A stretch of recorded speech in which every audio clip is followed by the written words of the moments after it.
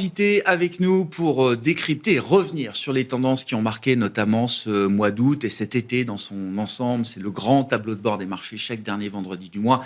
Avec en plateau à nos côtés Kevin Lenouaille, qui est directeur associé d'Avantgarde Family Office. Bonsoir Kevin. Bonsoir Grégoire. Et Bertrand Lamiel, le directeur général de Ports en Part Gestion. Bonsoir Bertrand. Bonsoir Grégoire. Et à distance, en visio avec nous, nous accueillons avec plaisir Romain Daubry, consultant pour Bourse Direct et cofondateur de l'Atelier des Options. Bonsoir à vous Romain, merci beaucoup de participer à ce grand tableau de bord des marchés. Bertrand, je commence avec vous, avec un été américain qui s'est plutôt bien passé et qui continue de bien se passer, puisque cette semaine, le S&P 500 a marqué de nouveaux records, hier précisément à 6500 points, et des poussières. Les records sont faits pour être battus. C'est un des dictons boursiers que j'ai retenu depuis quelques années, oui, Bertrand. Les tendances durent longtemps. Ouais. Donc, effectivement, on a un S&P qui se comporte très bien en dollars, parce que malheureusement, pour les investisseurs européens, retraduit du change, on est encore en performance négative. Il faut bien le préciser, c'est quasiment 12% de mouvement sur l'euro-dollar depuis le 1er janvier. Donc, attention aux performances quand on les compte en dollars ou en euros. Mais donc, pour l'instant, c'est quand même le marché, ça reste le marché directeur. Il y a un problème de change pour nous, mais pas forcément pour tous les autres pays sur la planète. Et donc, oui, le S&P fait des nouveaux plus hauts. C'est relativement récent, puisqu'on avait eu ce décrochage de 10%. Donc là, on a remis les compteurs à zéro. Et ça, c'est plutôt une bonne nouvelle, puisqu'en fait, il y a des statistiques qui existent, nombreuses et variées. Ouais. Là, j'en présente une qui remonte aux années 90. Et donc, quand on investit sur un nouveau plus haut du S&P, la probabilité, on fait des meilleures performances que si on investit dans toute autre période. Alors, c'est un peu contre-intuitif et les gens ont tendance à se dire non, mais globalement, les investisseurs sont à 80% contrariants. Donc, sur le principe, ils préfèrent acheter sur repli. Et ils ont toujours en tête, en fait, quand on parle de nouveau plus haut, immédiatement, l'image que vous avez, c'est le dernier nouveau plus haut, celui avant le précipice. La réalité, c'est que ce dernier plus haut, reprenons le fameux, celui de 2000, en fait, la série des nouveaux plus hauts, elle commence en 96.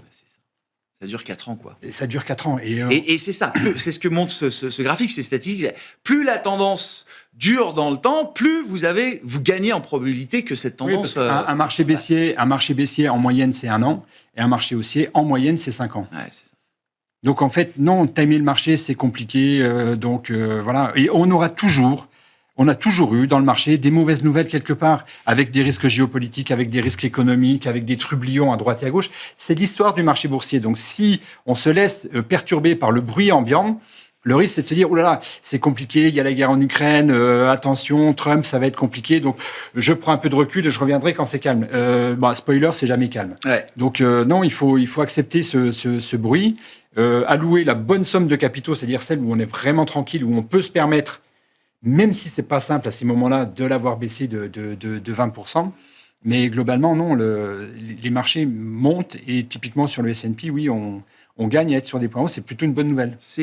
Quels sont les sujets de vigilance pour vous vis-à-vis de ce marché américain? Même si la tendance est claire, est-ce qu'il y a quand même des points de fragilité, de vigilance? Est-ce que la performance est toujours aussi concentrée? Est-ce que le socle s'élargit? C'est déjà une manière de regarder les choses. La performance est concentrée, mais là aussi, pareil, on nous revient sur les années 2000. Encore une fois, la performance dans les années 2000 était certes concentrée sur les valeurs de la tech, mais il ne faut pas juste regarder le dernier point, il faut regarder la série. Pareil, ça a commencé très longtemps avant. Donc, c'est concentré, certes, mais c'est comme ça. Le marché américain, par définition, par essence, c'est 30% de valeur technologique. Oui. Donc oui, forcément, c'est concentré. Oui. Nous, le plus gros secteur, ça doit être le secteur bancaire, doit être aux alentours des 15%. Aux États-Unis, il y a 30% de valeur, un peu plus de 30% de valeur tech. Donc voilà, et sûrement celles qui ont le plus de croissance, donc qui attirent les capitaux. Donc, il est toujours concentré. Par contre, ce qui est intéressant de regarder, c'est la participation, c'est-à-dire le nombre de titres qui sont en tendance haussière. Et là, on est sur des bons scores, on est sur du 50-55%. Donc oui, certains captent beaucoup la performance, mais il y a un bataillon derrière qui avance, qui fait le job. Donc ça, il y a le général en chef Nvidia, on va en parler dans un instant, mais derrière, il y a quand même des lieutenants qui y suivent, quoi. Derrière, il y a du monde, et c'est pas exclusivement dans le monde de la tech, il y en a un petit peu partout. La finance, comme en Europe, se comporte très bien. L'industrie, comme en Europe, se comporte très bien. Et mine de rien, ces deux secteurs... Alors, gros secteur, on est entre 6 et 8 aux États-Unis, parce que... Voilà, mais c'est des secteurs... On n'est pas sur des petits secteurs à 1 ou 2%, quoi. Ouais. Donc, non, c'est plutôt pas mal. Et pour l'investisseur européen, On verra quel est votre avis, messieurs, sur le change, mais j'ai l'impression le plus dur est fait. Je suis Après pas sûr qu'on puisse un aller, mouvement de 12% sur l'euro-dollar, de 10% sur le dollar seul, oui, effectivement, peut-être au moins pour un temps, le mouvement est fait. Ça, à minima, ça va se stabiliser. De là à faire des gains de change, je n'irai pas jusque-là, mais se dire, voilà, je pense que le pire est fait. Donc, à partir du moment où on va sélectionner des actifs qui sont capables de générer une bonne croissance, le risque de change est, à mon avis, n'est plus un warning, quoi. Ça doit pouvoir le faire. On regardera, bien sûr, Kevin, les performances comparées, enfin les valorisations comparées des marchés américains et des marchés européens. Mais un mot sur ce record du S&P 500, là, qui est encore tout frais dans les esprits, le dernier en date, en l'occurrence. Et puis un mot du change, effectivement. Quel est votre sentiment ou votre conviction, même peut-être, sur la baisse du dollar? Est-ce qu'on peut imaginer quand même une stabilisation au moins temporaire de la devise américaine? C'est vrai qu'on reviendra sur les valorisations, mais sur ce qui vient d'être dit, effectivement, c'est plutôt un bon point. Et on sort d'un été qui est alignement de planète, on va le dire comme ça. Ouais. Peut-être pas encore Goldilocks, mais quasiment. Où effectivement, il ne s'est pas passé grand-chose, ou en tout cas pas d'éléments trop négatifs. Et je souscris tout à fait au fait de se dire qu'on peut toujours voir les éléments négatifs, mais force est de constater que ce que l'on attendait en potentiel négatif ressort plutôt bien. Donc c'est plutôt heureux. Et soyons effectivement heureux de cette robustesse du marché américain. En ce qui concerne le change, effectivement, on s'en plaint depuis le début de l'année, on ne cesse de s'en plaindre. Les choses, effectivement, ont tendance à se tasser ces dernières semaines. On a même cru, mais ça a duré quelques heures, en réalité, au mois d'août, que l'on pouvait avoir enfin un rebond dollar quand on a commencé à retourner tranquillement en dessous des 1,15. Ça n'a pas duré, donc moi je souscris tout à fait au fait qu'on puisse être dans une zone un peu de respiration. Et surtout, si je veux aller plus loin, il y a deux éléments. Le premier, c'est qu'effectivement, les actifs auxquels on s'expose, notamment en dollars, on va toujours se positionner sur une croissance qui est supposée être plus forte que celle du change. Je comprends. On exclut ce type de réflexion, évidemment, quand on va sur des actifs émergents ou sur des devises qui ne sont pas dures. Ce n'est pas le cas sur un euro-dollar. Hormis, explosion du mindset vis-à-vis de l'Europe ou vis-à-vis des États-Unis, on a peu d'intérêt aujourd'hui d'en sortir. Donc, globalement, les actifs que l'on achète ont des belles croissances bénéficiaires en projection. Et donc, le dollar sera, non pas un épiphénomène, mais restera un actif vivant qui pourrait vite se retourner. Donc, on va chercher de la croissance pure, quoi. Bien sûr. On va même si on est de moins en moins, il y a encore des valeurs qui sont capables d'afficher des taux de croissance interne, des taux de croissance pure qui permettent de se délivrer un peu de la question du change. Absolument. Là, on est dans une année qui est très particulière sur, effectivement, ce déport de 12 points. D'une part, aujourd'hui, nos clients nous interrogent parfois dessus sur une couverture. Le déport actuel, finalement, vous pouvez le couvrir jusqu'à 1,20. Donc, est-ce que c'est le moment de le couvrir? La réponse est, de notre point de vue, non, à minima sur la fin d'année, en réalité, ou en tout cas sur les 1 an du change. Et puis, effectivement, ce mouvement-là est un mouvement assez violent. On avait eu l'occasion de le mettre en perspective historique pour se dire que l'année prochaine, on peut avoir un mouvement qui est totalement inverse. Rappelons les années précédentes, sur lesquelles on a quand même vu un 0,3 sur le dollar, où on partait d'un 18. Et donc là, évidemment, on n'aurait pas eu du tout les mêmes discussions à ce moment-là. Donc oui, la devise est très parasitaire pour un investisseur européen. On en parlera peut-être tout à l'heure dans les performances. Mais ce n'est pas un sujet pour nous pour évacuer des positions dollars. C'est autre chose peut-être en obligataire où les rendements sont moins, bien sûr. Là, effectivement, le système de couverture est beaucoup plus légitime. Absolument. Effectivement, sur des produits de taux et des produits obligataires. Sur le marché américain, Romain, alors, vous avez évidemment un graphe sur le Nasdaq. On parlait là du S&P 500, mais intéressant de regarder le Nasdaq. Intéressant de regarder le Nasdaq avec, évidemment, le général en chef qui est Nvidia. Et vous avez là aussi un graphique journalier du cours de bourse de Nvidia, Romain, qui montre quoi? La formation, le début de formation d'une figure baissière sur Nvidia, c'est ça? Oui, manifestement. Il était intéressant de voir qu'on aborde cette saison de publication sur Nvidia, qu'on a abordé cette saison de publication sur Nvidia avec un consensus qui, une fois de plus, était hyper optimiste. On avait un ratio put-call qui atteignait 0,27, ce qui signifie qu'il y avait presque 4 acheteurs pour un vendeur sur Nvidia. Donc, difficile de continuer à créer du momentum, quelle que soit la qualité de la publication dans ce contexte-là. Et c'est ce qui s'est produit pour l'instant, en tout cas. On n'est pas allé plus haut que cette grosse résistance majeure à 182,90 sur Nvidia, qui est le plafond de verre pour l'instant. Et on a effectivement en journalier une structure de retournement baissière qui se met potentiellement en place, dont le déclenchement et le clou a été enfoncé par l'annonce d'Alibaba aujourd'hui. Donc le titre baisse un peu. C'est pas méchant comme mouvement.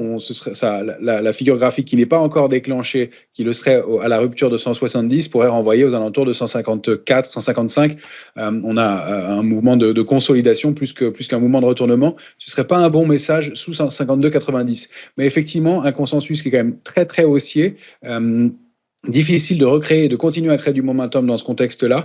Et puis, on sent tout un narratif autour du titre qui est complètement dithyrambique, aussi, quelle que soit la qualité, encore une fois, de la publication.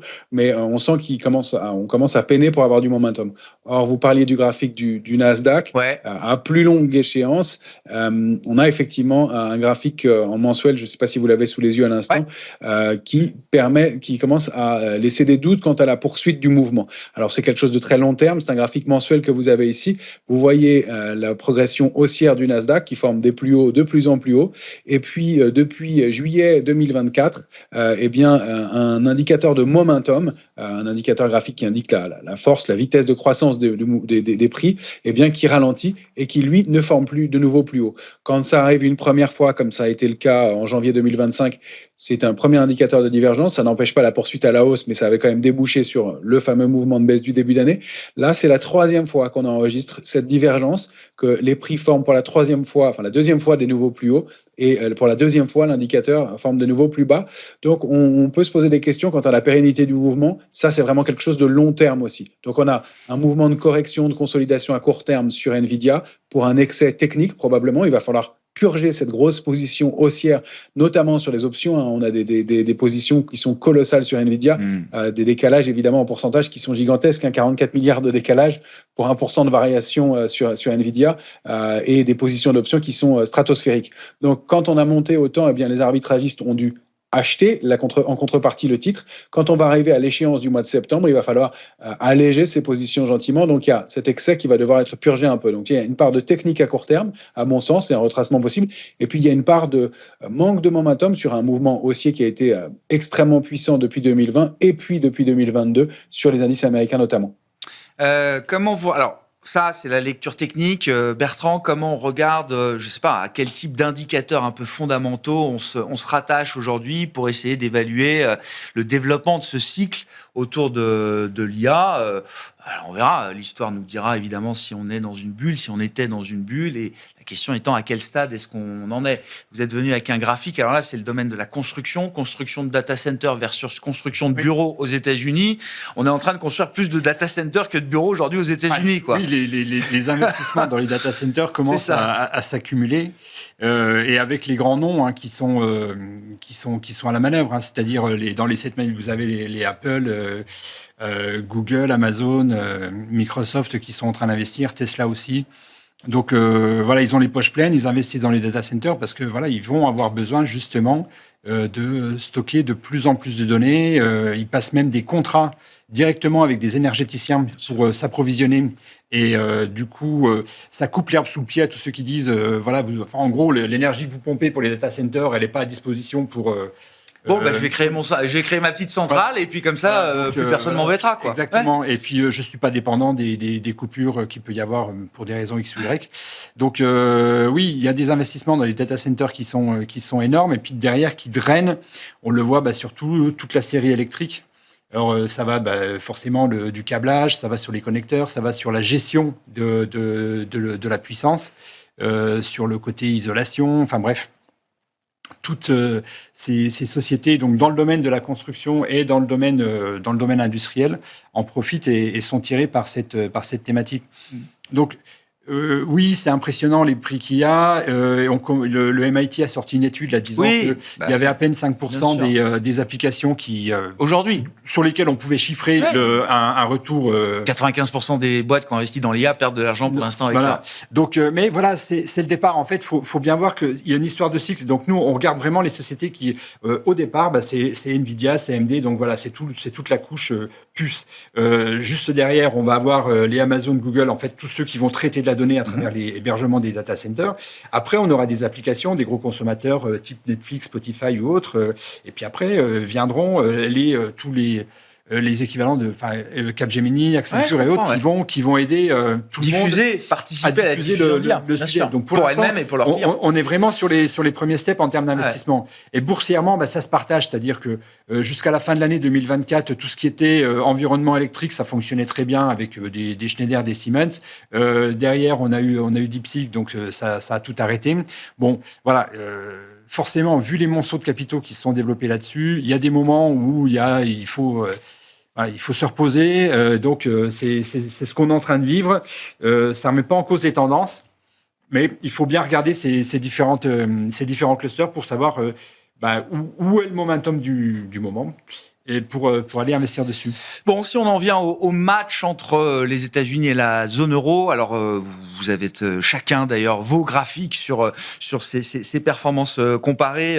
Kevin, bon, il y a le graphique évidemment de la performance. Là, si on prend le graphique que vous nous avez apporté, Bertrand, donc on voit effectivement les small cap européennes, l'Eurostoxx, tout est en euros. Important là pour comparer effectivement les actions américaines et les actions européennes et rapporter en euros, donc il faut soustraire plus de 10% de performance.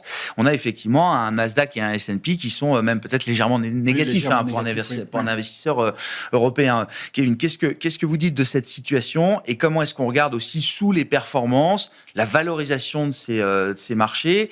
Et puis aussi les attentes de bénéfices. Là, on a conclu quasiment la séquence de résultats. Qu'est-ce qu'on attend désormais des perspectives bénéficiaires pour ces deux zones, les entreprises de ces deux zones? On en attend des choses assez variées, à vrai dire, et on est assez étonné effectivement de ce type de performance. Alors, on inclut effectivement la devise à ces réflexions-là, mais globalement, effectivement, cette année, l'Europe emporte le match de ce point de vue-là. Quand bien même on retraite en fait l'élément devise, on a une Europe qui emporte le match, effectivement. Après, la question effectivement qui va se poser, c'est quels sont les sous-jacents à cela? Ce sont les mêmes que ceux qu'on avait pu évoquer en réalité lors de la dernière émission. C'est-à-dire, le marché marche sur deux jambes aujourd'hui, États-Unis, Europe. Il marche sur effectivement une croissance des BPA, notamment, et une baisse des taux. Mais pas dans le même cadre, effectivement, quand on parle zone Europe, zone euro, US. Quand on parle aujourd'hui des États-Unis, si on prend les deux extrémas, toujours les mêmes, 34% de hausse des BPA à venir sur les 12 prochains mois pour souscrire au niveau de valorisation actuel. Ou alors vous mettez 8 baisses de taux dans le marché. Donc il y a forcément un paradigme, là je prends les extrêmes bien entendu, il y a un paradigme évidemment, enfin en tout cas il y a un point d'atterrissage à trouver.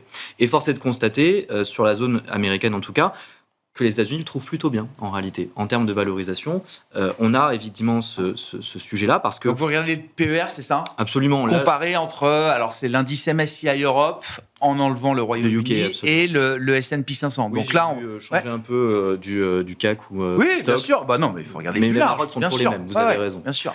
Et donc le sujet ici, effectivement, c'est 34% encore une fois de hausse des BPA ou 8 baisses de taux. Et le point, c'est que le marché y arrive. Il y arrive parce qu'effectivement, il va acheter ces nouvelles-là. Donc Jackson Hole lui a redonné un peu de fuel finalement dans ces espoirs-là. On ne souscrit pas à 8 baisses de taux. A priori, aujourd'hui, ni le marché ni nous-mêmes ne sommes idiots. Par contre, effectivement, quand on va regarder les résultats bénéficiaires, enfin les surprises bénéficiaires, elles sont excellentes aux États-Unis. En tout cas, excellentes, elles sont très bonnes. Je vais rester plus modéré. Et donc ça, c'est effectivement du fuel supplémentaire au marché. Donc il y a un mix. Le marché mise sur un mix entre des baisses de taux, peut-être pas jusqu'à 8, et des perspectives bénéficiaires qui pourraient surprendre encore à la hausse. En fait, le marché doit en faire son affaire. Si vous me le permettez, on parlera tout à l'heure de règles de réaction des banques centrales. C'est pareil pour le marché. Vous avez deux éléments dans le marché, BPA, taux, on va le faire un peu en synthétique, mais de ce point de vue-là, vous avez besoin d'équilibrer l'équation. On était très focalisé évidemment sur les hausses de BPA, parce qu'encore une fois, à 34% sur les 12 prochains mois, on s'est clairement dit, il y a un problème là-dedans. Mais Powell est arrivé. Powell était très fermé, effectivement, à une baisse de taux. Alors, de là à dire qu'il a été ouvert vendredi dernier, je modérais quelque peu le propos. Non, mais on m'a dit, il a entrouvert la porte, le marché s'est engouffré dedans. Exactement, voilà. Absolument. Il a mis le pied dedans en se disant, c'est formidable. J'ai eu un peu de hausse des BPA, j'ai eu des belles surprises sur les publications. Donc, finalement, mon hypothèse est peut-être pas aussi peu crédible que ça. Et en plus de cela, mon facteur taux, je peux lui aussi l'actualiser un peu plus. Donc, oui, sur les marchés américains, on le voit, sur les niveaux de valorisation qu'on voyait tout à l'heure, nouveau record, mais en fait, nouveau record en termes de cours, en termes d'indice, mais en termes de valorisation, on n'y est pas encore. Mais ça reste très, très exigeant. Ouais, c'est ça. Pricé pour la perfection, je ne sais pas. En tout cas, pricé pour pas trop de déception de ce point de vue-là. Par contre, vous avez entièrement le point, c'est que quand je dis exigeant, il n'y a pas le droit à l'erreur. Et on l'a vu aujourd'hui, la réaction à l'inflation elle est bonne au global de la séance. À l'ouverture de la séance, c'était mauvais de ce point de vue-là. Le 10 ans a quand même bien yieldé. On a eu un mini spread qui s'est ouvert.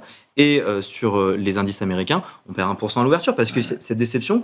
Et on se dit, OK, c'est le point attendu. Mais globalement, comme il a ouvert une porte, on aimerait bien que ce soit un point un peu meilleur. Et puis, on aura d'autres chiffres. La semaine prochaine, Pauline le disait, ce sera la semaine de l'emploi américain. Et c'est bien là-dessus que Jérôme Powell s'appuie pour ouvrir l'idée d'une baisse de taux. Donc, on verra effectivement ce que donnent les chiffres et les révisions de ces chiffres d'emploi aux États-Unis. Je reviens quand même sur le match États-Unis-Europe. Effectivement, là, vous êtes venu avec les révisions bénéficiaires en Europe par rapport aux États-Unis. Donc, la barre verte, ce sont les révisions bénéficiaires américaines à la hausse. Et nous, on enchaîne les révisions bénéficiaires à la baisse, même si effectivement ces révisions sont peut-être un peu moins baissières récemment, mais on reste quand même à chaque fois sur des révisions baissières en termes de perspectives de profit pour les entreprises européennes. Là. Alors, à l'intérieur, il faut quand même compter que vous avez le momentum de publication. On a notamment des cycliques, etc., qui sont aux premières loges, qui ont encaissé le coup. Et en fait, vous avez un nombre de valeurs, notamment exposées, barrières tarifaires, qui ont fait les premières lignes, entre guillemets, les premières bornes.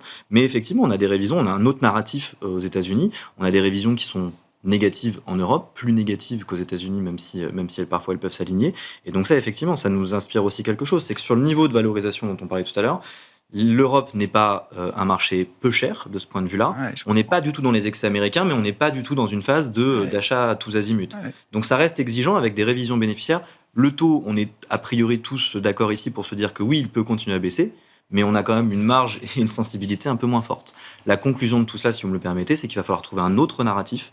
Le narratif sur lequel on s'est appuyé, c'est moins la guerre en Ukraine que la relance allemande ou la réouverture allemande. Ce narratif, effectivement, ne va pas suffire dans les prochains mois, selon nous, pour aller beaucoup plus haut en termes de valorisation. Bon, on verra si la Banque Centrale Européenne est prête à bouger à nouveau. Je crois que dans le marché, on considère que c'est fini, à 2% pour la BCE, et qu'il y a même un début de probabilité que le prochain mouvement soit une hausse. Évidemment, il y aura un prochain mouvement après le statu quo de la BCE. Est-ce que ce sera une baisse ou une hausse ? Certains commencent à imaginer que ça puisse être... qui peut agir. qui peut agir, qui peut changer la donne du point de vue de la BCE. On en parlera dans quelques instants. Je voulais qu'on revienne aussi sur le palmarès sectoriel là, du marché européen pur. Bertrand, faisons le lien peut-être avec la politique française. Alors on voit, la courbe rouge, c'est la courbe des banques qui ont gagné 40% au début de l'été, c'est ça ? On a doublé depuis 2024, c'est ce que vous constatez.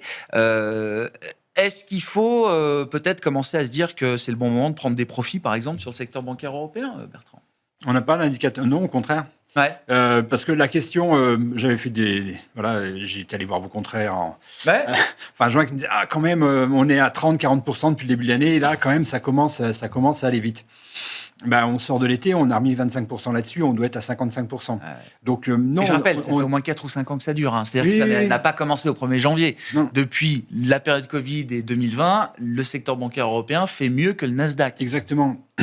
Nous, il y a 2 ans, on a acheté du Unicredit qui devait être à 21 ou 22 euros, on est à 70 aujourd'hui. Jamais, je vous aurais dit qu'on arrivait là. Mais d'où l'avantage de notre process qui consiste à se laisser porter par les tendances tant qu'elles sont en place. Et là, aujourd'hui, on n'a pas d'indication de faiblesse là-dessus. Et quand on rejoint les fondamentaux, il y a un secteur qui sort des publications renforcées, c'est les banques. Quasiment toutes ont fait les objectifs et ont envoyé des perspectives. Qui plus est, on commence... Alors là, ça patine un petit peu.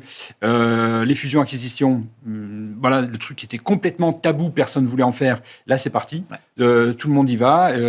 Donc, ça se rachète à l'intérieur des pays, ça se rachète hors des pays. Et notamment, il y a eu des achats en Pologne. Là, j'ai vu qui veut racheter Alpha Bank en Grèce. En Grèce. Racheter Alpha Bank en Grèce. Bien sûr, mais on a changé de monde. On a changé de monde. Donc, en même temps, la Grèce se finance moins cher que nous sur les 10 ans. Bien sûr. Donc, il y a ça qui est en train de se mettre en place. Et donc, en fait, les banques, dans un premier temps, elles ont été portées par un double effet qui était positif. C'est-à-dire, le dépôt qu'elles avaient ne leur coûtait plus d'argent.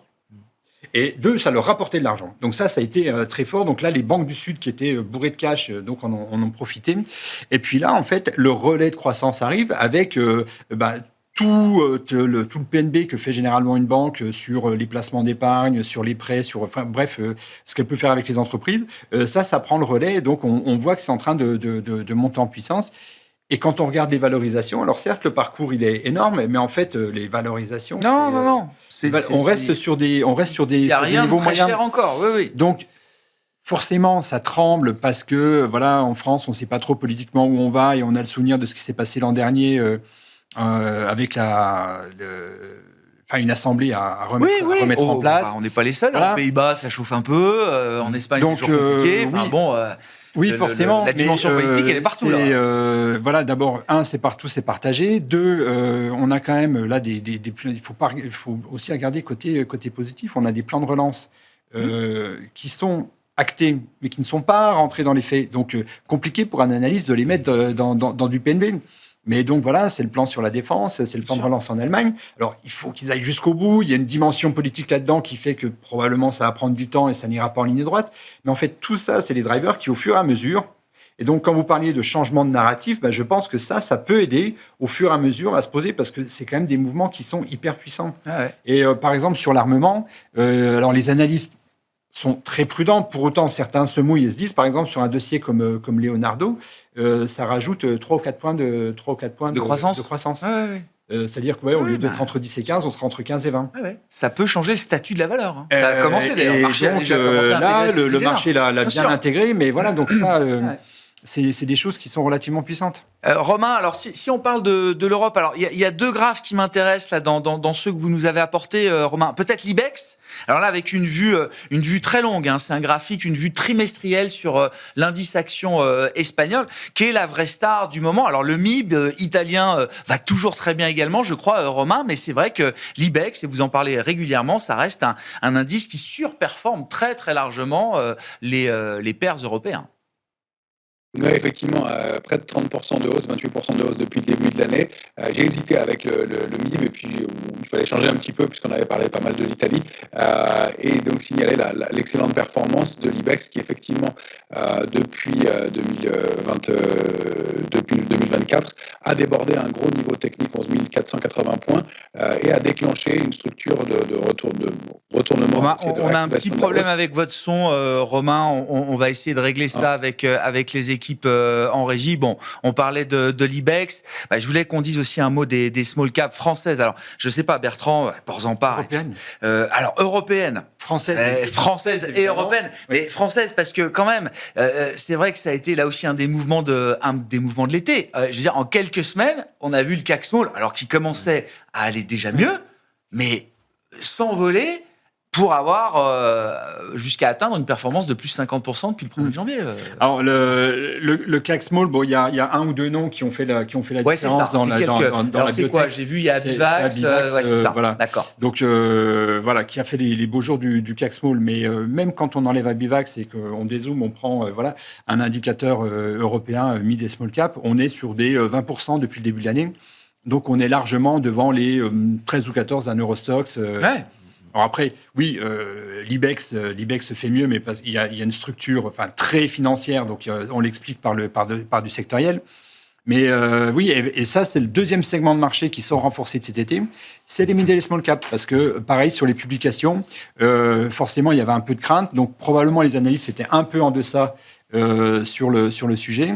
Et donc, elles ont bien publié. Et pareil, là, il y a une participation qui est forte et qu'on attendait depuis quand même un grand moment.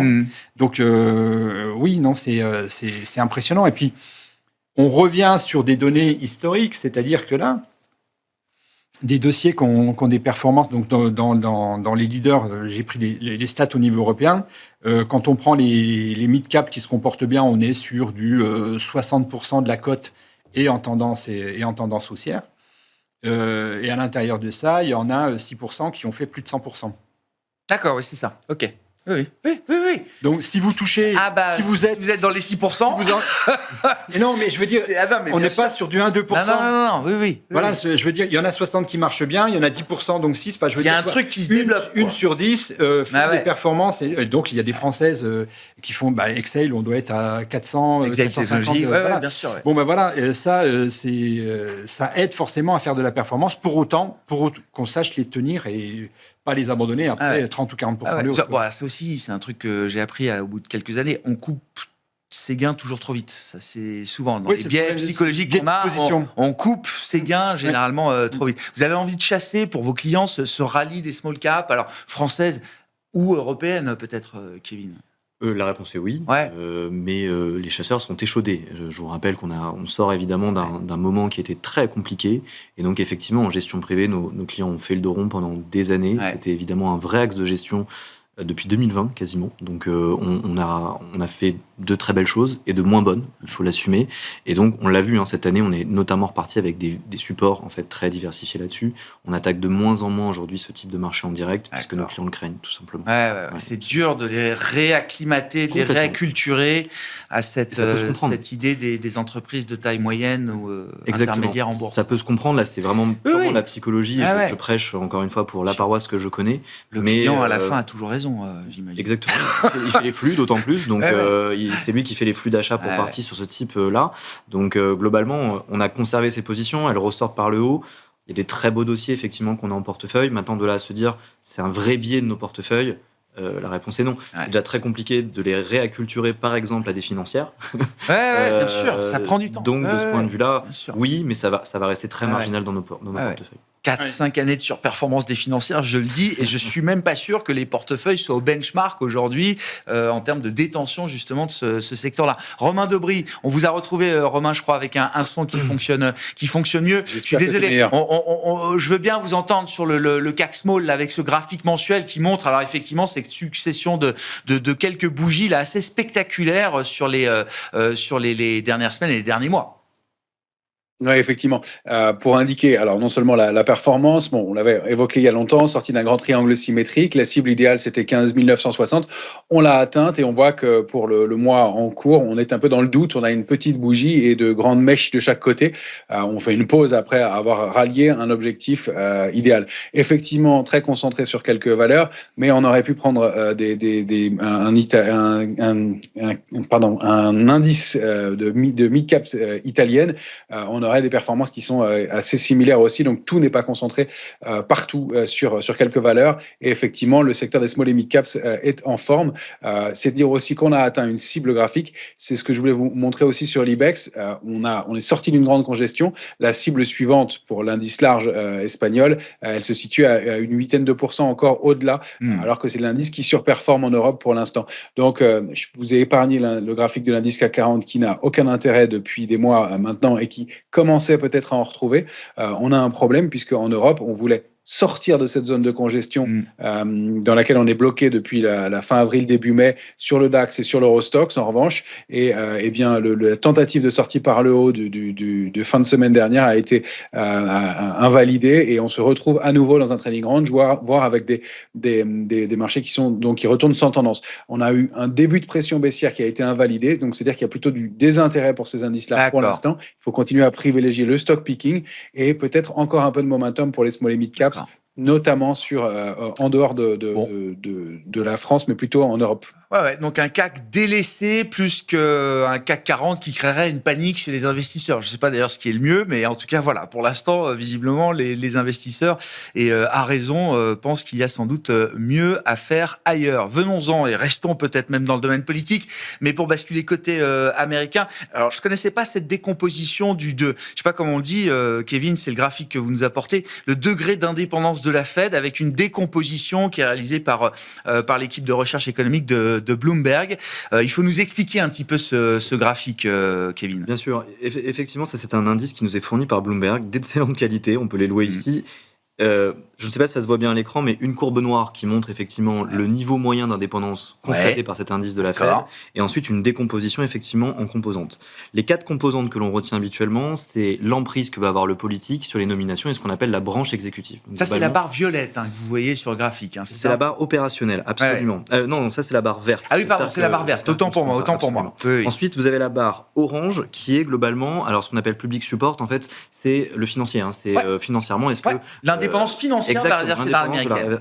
Très clair. Et puis vous avez les 2 points qui sont aujourd'hui positifs, c'est la concordance des décisions de la Fed ou du niveau de la Fed avec ce qu'on appelle la règle de Taylor, qui est un peu plus technique, mais c'est la règle, en l'occurrence l'équation qui poserait à combien devrait être la Fed Mais Et de ce point de vue-là, la Fed, les décisions que prend la Fed aujourd'hui ne l'éloignent pas trop de ce que dirait une règle de Taylor? Non, elle est même plutôt restrictive par D'accord. rapport à ce que serait Taylor. Globalement, Taylor aujourd'hui c'est 3,99, 4. Ok. Donc on est à 50 bips au-dessus. Mais en réalité, la règle de Taylor, elle est aussi Oui, simple. il y en a plusieurs. Voilà. Et chacun peut. Les paramètres. peut la mettre à sa sauce. Exactement. Chaque Ouais, étudiant, a priori, faire encore Ouais. dans son mémoire de recherche pour la trouver. Donc ça dépend des poids, mais effectivement, on est plutôt en adhésion là-dessus. Et puis vous avez le 4e point qui est l'ancrage des anticipations d'inflation, très macroéconomique. Si on le résume, c'est la crédibilité de la Fed, en fait, de ce point de vue-là. Donc si on résume la chose, oui, la Fed est encore crédible.